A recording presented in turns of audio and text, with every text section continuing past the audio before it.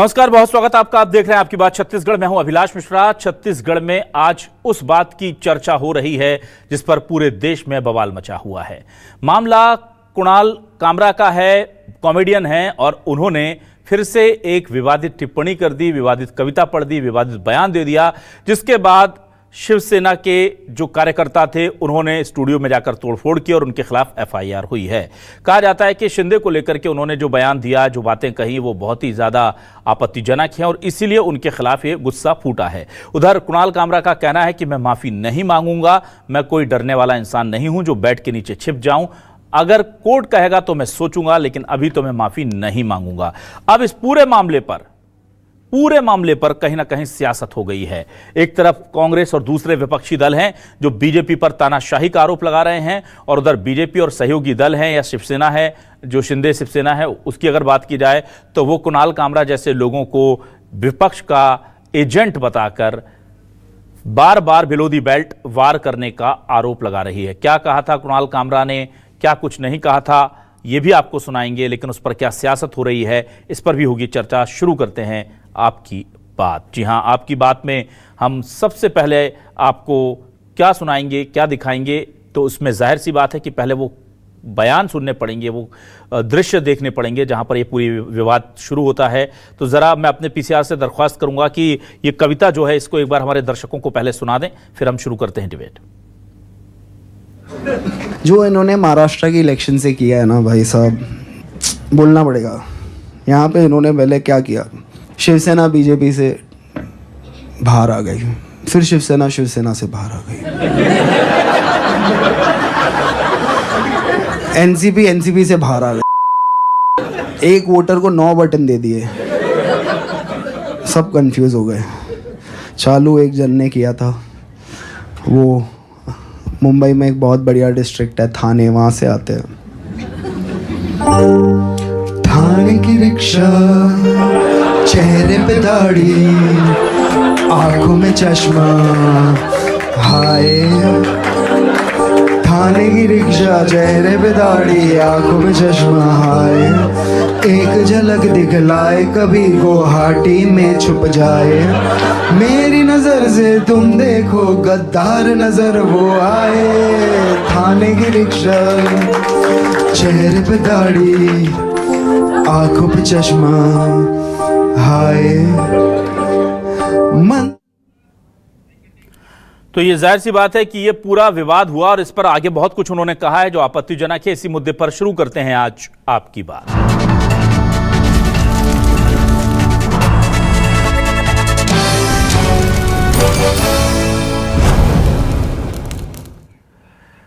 तो छत्तीसगढ़ में कैसे इस पूरे मामले को लेकर माहौल गर्म है, जरा सुनिए दीपक बैज क्या कह रहे हैं, पलटवार करते हुए बीजेपी से संजय श्रीवास्तव क्या कह रहे हैं, दोनों की बयान सुनिए। देखिए, राष्ट्रीय कवि अगर कह रहे तो क्या गलत कह रहे। पहला चीज, क्या जो काम एकनाथ शिंदे ने किया तो एकनाथ शिंदे जी को अवार्ड मिलना चाहिए क्या? आखिर गद्दारी तो उन्होंने किया है, ये मैं नहीं, ये तो कई लोगों ने कहा है, इससे पूर्व और कई बार ऐसी कहा है। तो उन्होंने कवि ने कहा तो क्या गलत किया? वही है, सच्चाई कड़वी होती है और ये पहली बार थोड़ी है, कई बार इससे पहले कई बार हुआ है। जो गद्दार को गद्दार नहीं कहेंगे और जो भगोड़े को भगोड़े नहीं कहेंगे तो उसको फिर क्या कहना चाहिए?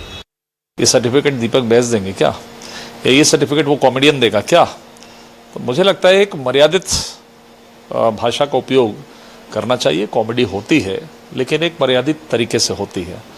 तो मुझे लगता है कि कांग्रेस में तो भगोड़े के शब्द का अर्थ ये है कि पूरी कांग्रेस ही भगोड़ी है। कि जब जब कुछ लाभ के विषय आते हैं तो पूरे कांग्रेस से हजारों नेता दल छोड़कर आज यहाँ पर चले गए, यहाँ तक कि कांग्रेस का विभाजन भी हो गया है। तो मुझे लगता है कि तत्काल प्रभाव से सरकार से भी मांग करूँगा कि दीपक बैज को तत्काल अच्छी मेडिकल सुविधाएं उपलब्ध कराएं।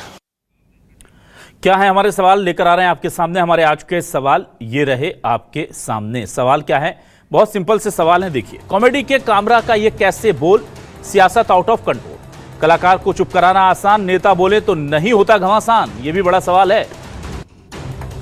अभिव्यक्ति की आजादी की लिमिट क्या, कांग्रेस बीजेपी को अपना बयान नहीं दिखता, नेता लोग क्या क्या बोल जाते हैं। कॉमेडी की क्या है लक्ष्मण रेखा? कुणाल कामरा ने जो कहा क्या ठीक कहा? ये इसलिए पूछ रहे हैं क्योंकि शब्द बहुत अमर्यादित है, इस बात से कोई भी इनकार नहीं करेगा। लेकिन हाँ, ये बात भी सही है कि आजकल कॉमेडी के नाम पर जिस तरह की अश्लीलता परोसी जा रही है, उसे रोकना है तो सभी के लिए रोकना होगा। मेरे साथ कुछ खास मेहमान हैं। राजीव चक्रवर्ती जी बीजेपी से वरिष्ठ नेता, बीजेपी हमारे साथ जुड़ गए हैं, प्रवक्ता भी हैं। डॉक्टर अजय साहू वरिष्ठ नेता, प्रवक्ता, कांग्रेस से हमारे साथ जुड़ गए, उनका स्वागत करता हूं।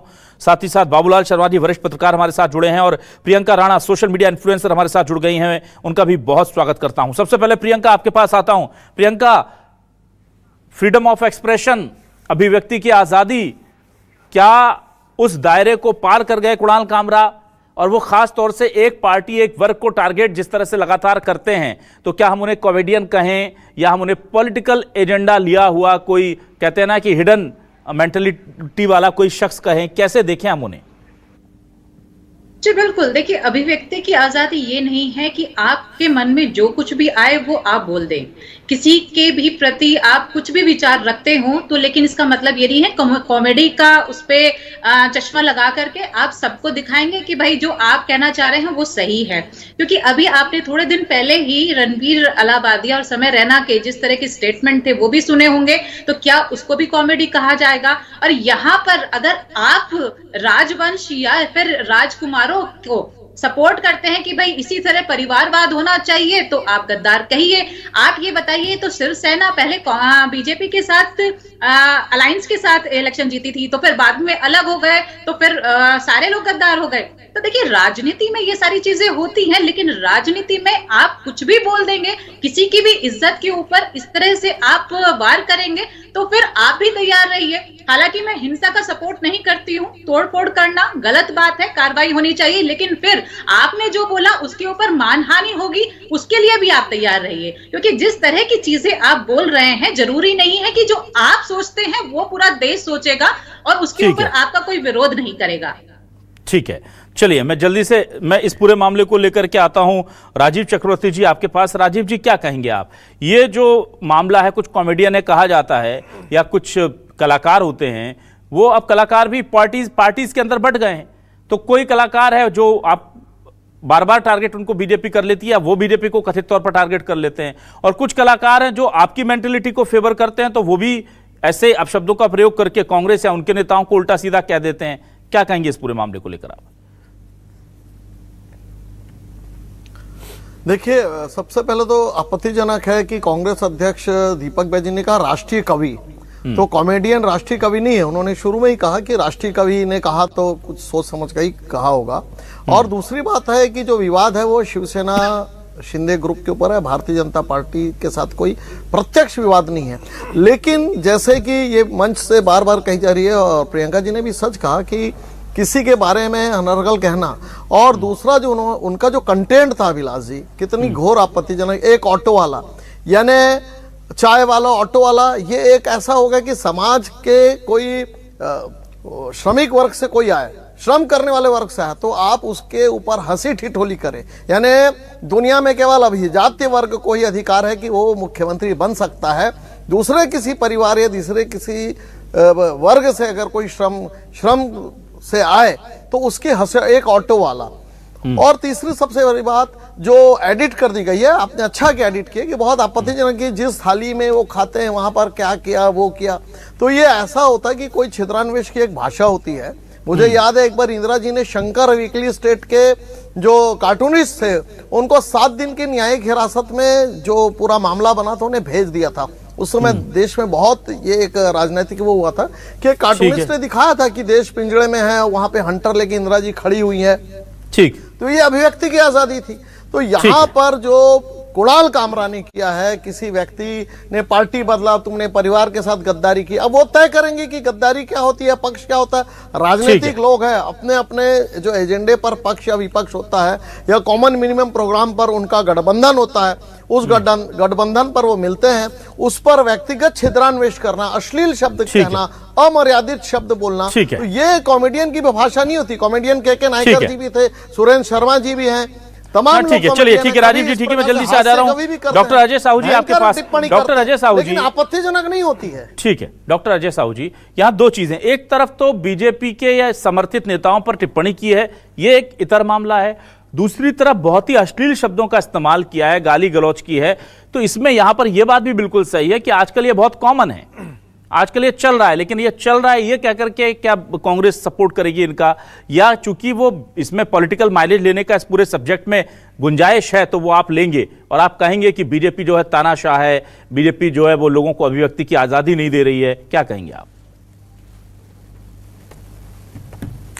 देखिए अभिलाष जी, भारतीय जनता पार्टी की बात कहें या जो सत्ता में बैठे हुए लोग हैं, वो आलोचना सुनने से इतना घबरा गए हैं कि वो लोग इस तरीके की जो कमेंट्स कर रहे हैं या उनके कार्यकर्ता जिस तरीके से जो रिएक्शन दे रहे हैं, ये कोई नया चीज नहीं है। ये वही स्टैंड अप कॉमेडियन है जिसने राहुल गांधी के विषय में भी बहुत ही ओछी और निम्न स्तर की टिप्पणियां की हैं और इसके बहुत सारे जो वीडियोस हैं वो आपको सोशल मीडिया में देखने को मिल जाएंगे। लेकिन कांग्रेस ने कभी ऐसी प्रतिक्रिया नहीं दर्शाई है, ना कांग्रेस ने उसकी स्टूडियो में जाकर के तोड़फोड़ करने का काम किया, बल्कि ये जो कॉमेडियन है कुणाल कामरा, ये जब भारत जोड़ो एक यात्रा में आते हैं तो राहुल गांधी इसके हाथ को अपने हाथ में पकड़ करके मोहब्बत का पैगाम देते हुए इसकी सारी कड़वाहट को भुला करके कदम से कदम मिलाकर चलने का काम करते हैं। तो जो कवि जो होता है वो लगातार इस तरीके के अपने जो टिप्पणियां होती हैं उससे राजनेताओं का मजाक उड़ाने का काम करता है। जो घटनाएं समाज में घटती हैं उससे वो लोग कॉमेडी निकाल करके लोगों को हंसाने का काम करते हैं।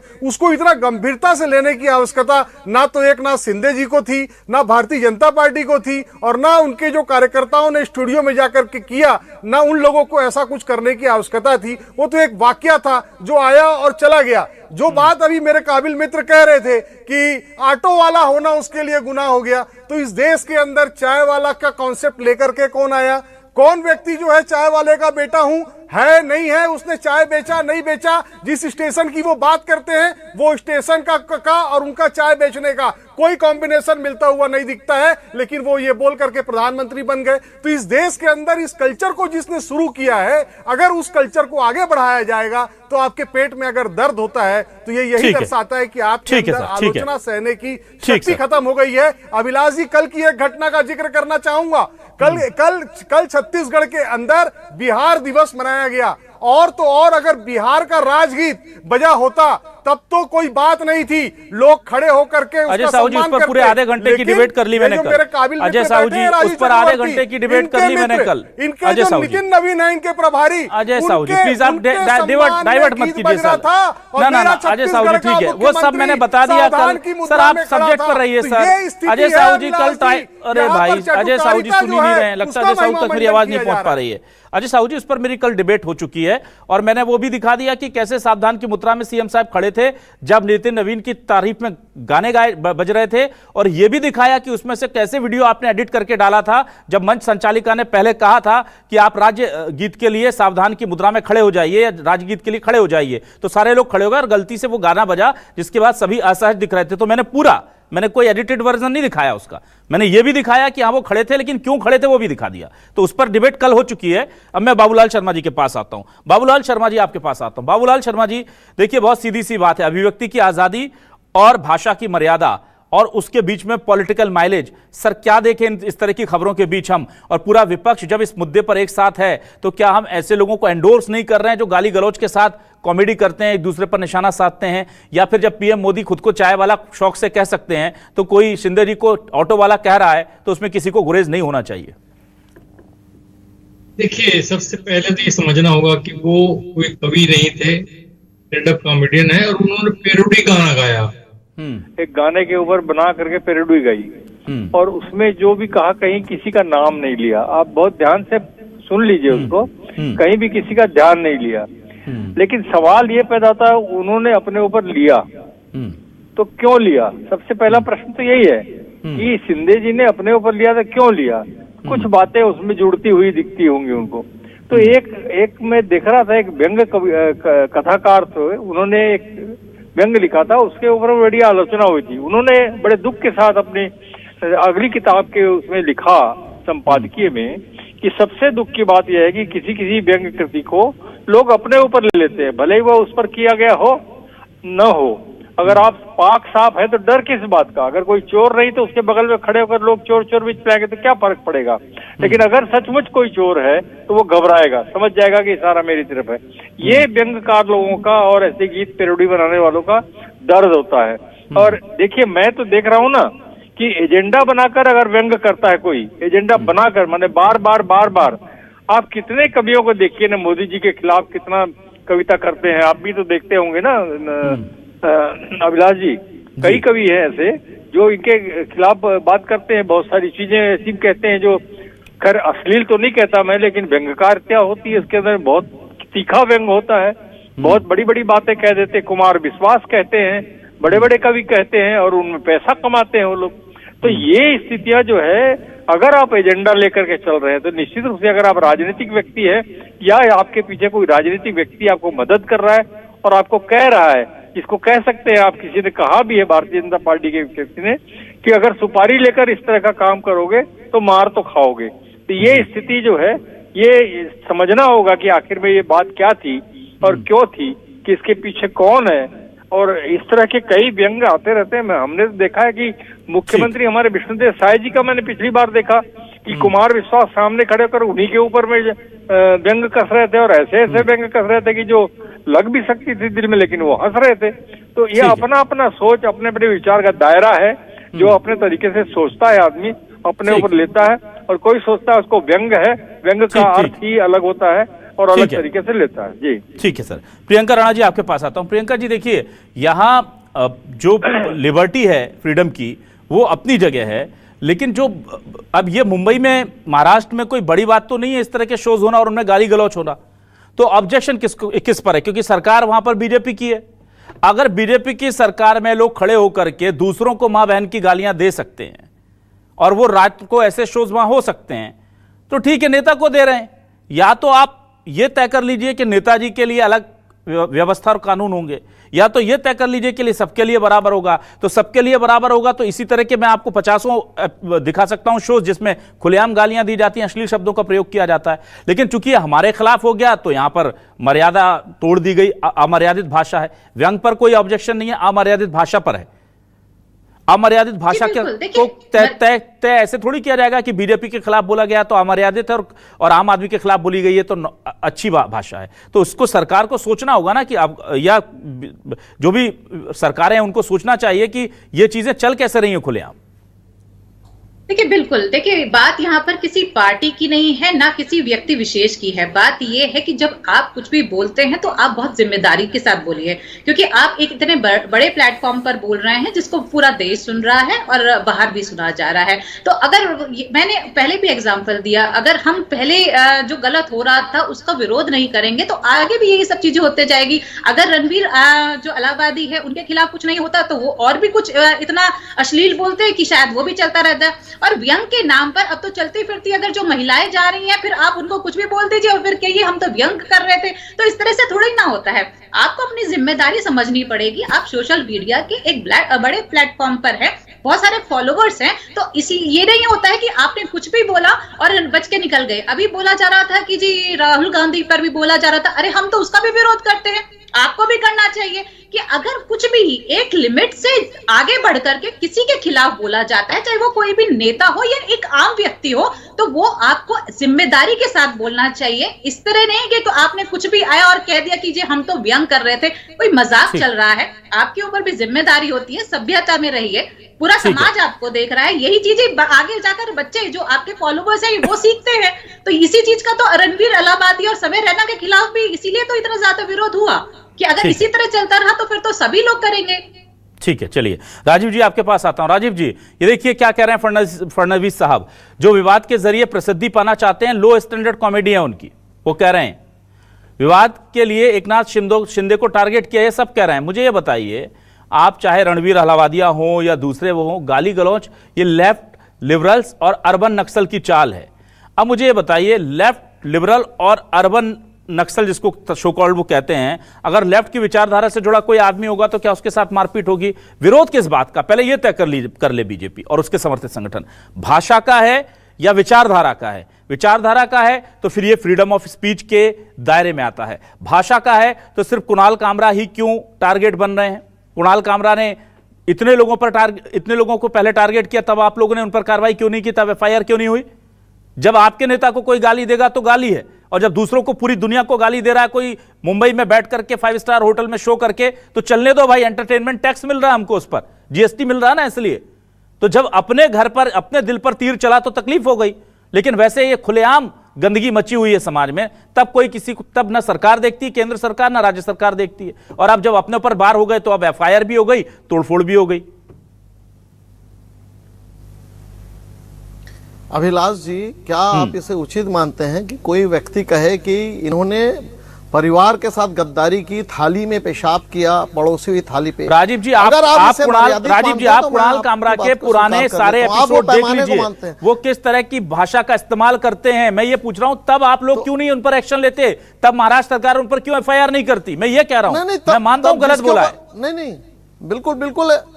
कांग्रेस के लोग अगर उन्होंने राहुल गांधी जी के मान मर्यादा पर अगर छिद्रान्वेष किया, गंदी अश्लील फब्बियां कसी, और कांग्रेस के लोगों ने कोई कार्रवाई नहीं की, तभी तो उनका मनोबल इतना बढ़ा कि वो किसी उप मुख्यमंत्री के, राज्य के उप मुख्यमंत्री के ऊपर, भूतपूर्व मुख्यमंत्री के ऊपर इस प्रकार से निम्न स्तरीय, अमर्यादित, असंसदीय भाषा का इस्तेमाल करें तो क्या हम ताली बजाएंगे? हम कहेंगे भैया इसे रोको। और आप देख रहे हैं लगातार कर रहे थे, तो आप क्यों ताली बजा रहे थे? सेंसर नहीं है कोई, इसमें कोई सेंसर नहीं है।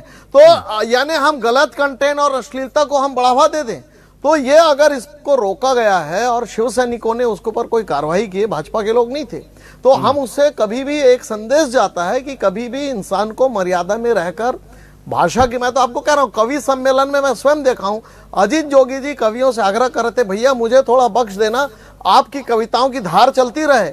और शब्दबाण डॉक्टर रमन सिंह कहते थे आपकी ना, वो तो हम भी करते हैं, छत्तीसगढ़ का सबसे बड़ा कवि सम्मेलन हम करते हैं, और सारे सीएम आते हैं और उनके ऊपर निशाने साधते हैं। पर मैं वही कह रहा हूं कि सर, जब सरकार का काम होता है कि समाज में इस तरह की गिरावट ना आए। हमारी अभिलाष जी, आप अगर गलत कंटेंट को कहते हैं कि अभिव्यक्ति की स्वतंत्रता है, राजीव जी, मैं ये कह रहा हूं, गलत कंटेंट की परिभाषा डिफाइन कर लीजिए। अगर आपसे कहा गया तो गलत और दूसरों को कहा गया तो सही, है गलत ये कि हमारा समाज स्वीकार नहीं करता है। मैं जल्दी से आ जाता हूं, जल्दी किसी के भी ऊपर हो, चाहे राहुल गांधी जी के ऊपर हो, एकनाथ जी के ऊपर हो, किसी के भी ऊपर। और दूसरी बात, वो जो श्रम करते हैं उनकी हंसुई ठिठोली कर रहे थे, तो कोई श्रम करने वाला क्या मुख्यमंत्री नहीं बन सकता? वो जिस प्रकार से करते, ये ऑटो वाला, ये फलाने वाला, ये तो गलत बात है। अरे ऑटो वाला भी मुख्यमंत्री बन सकता है, प्रधानमंत्री बन सकता है, ठेले वाला भी बन सकता है। अजय साहू जी के पास आने दीजिए मुझे। अजय साहू जी के पास आ गया मैं, सॉरी सर, हो गया। अजय साहू जी, आपसे मैं जानना चाहूंगा, अजय साहू जी, आपको भी मैं देखता हूं कि पॉलिटिकली जो सूट करता है उसके साथ खड़े हो जाते हैं तुरंत।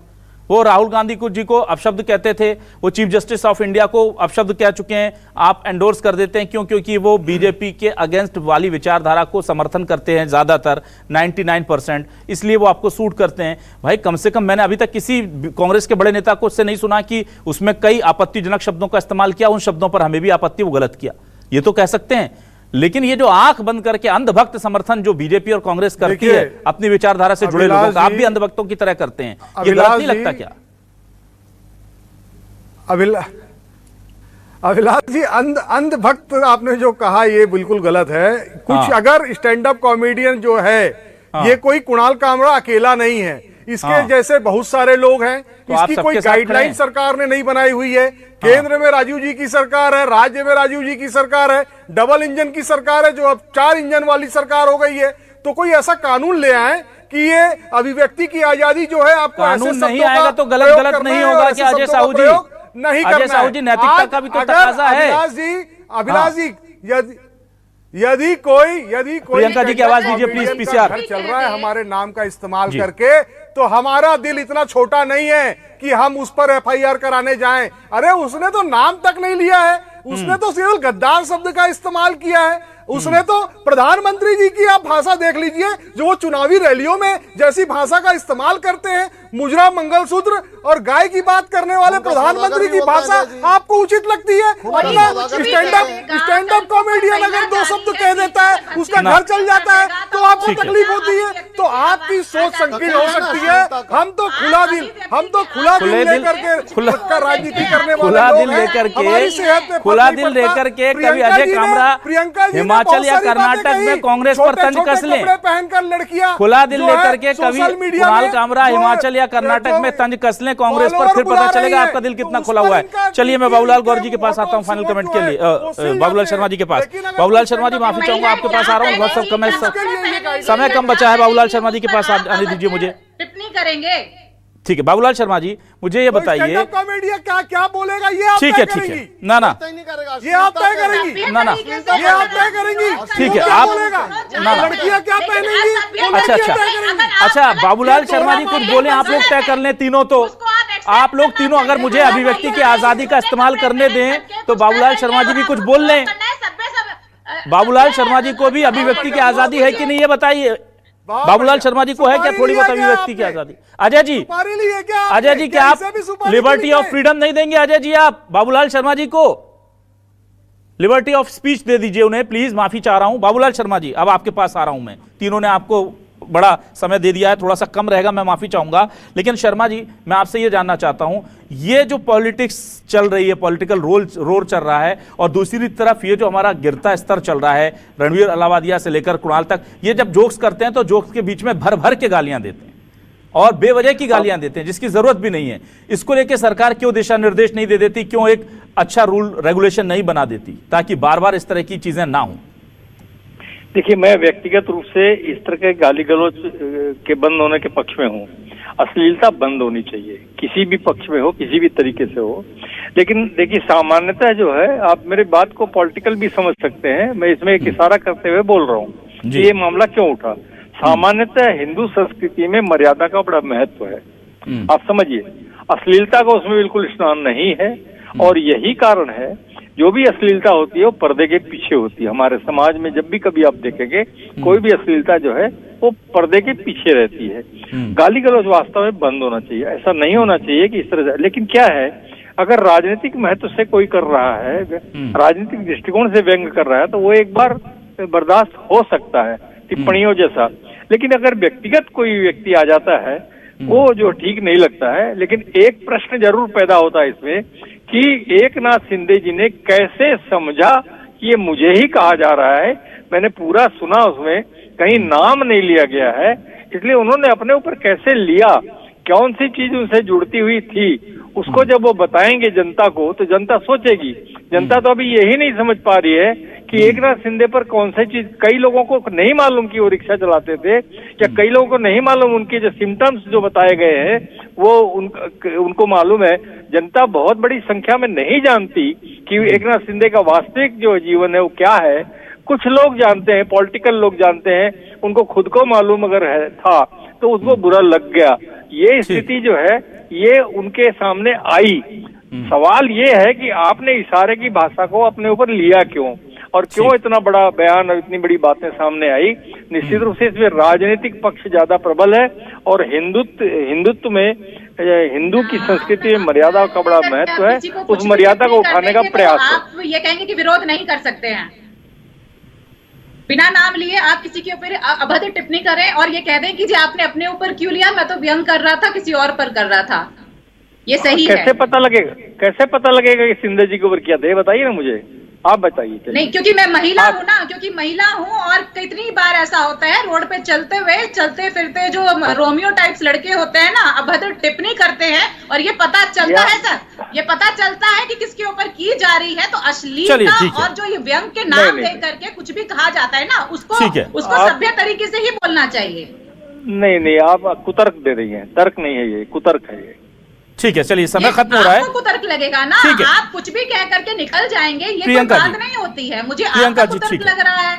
प्रियंका जी ठीक है सर, टाइम खत्म हो रहा है, लेकिन हाँ एक बात जरूर है कि लिमिट तय होनी चाहिए, अभिव्यक्ति की आजादी की बहुत जरूरी है। पर अगर कलाकार कर देते हैं तो कलाकारों की कॉलर पकड़ना, स्टूडियो तोड़ देना, उन पर FIR करा देना बहुत आसान है। और जब यही हमारे नेताजी लाखों लोगों की भीड़ में माइक से चौड़े होकर एक दूसरे को गद्दार, खून का, मौत का सौदागर और तमाम चीजें कह लेते हैं तो कोई एक आवाज नहीं उठाता।